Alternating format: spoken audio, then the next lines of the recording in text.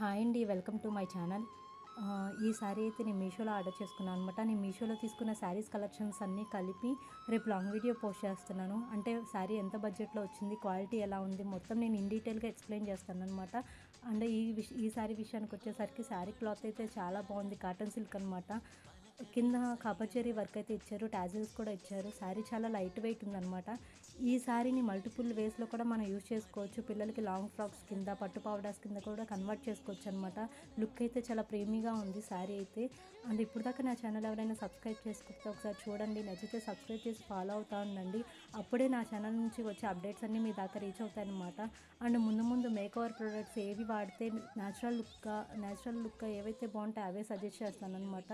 Please subscribe my channel. Thank you.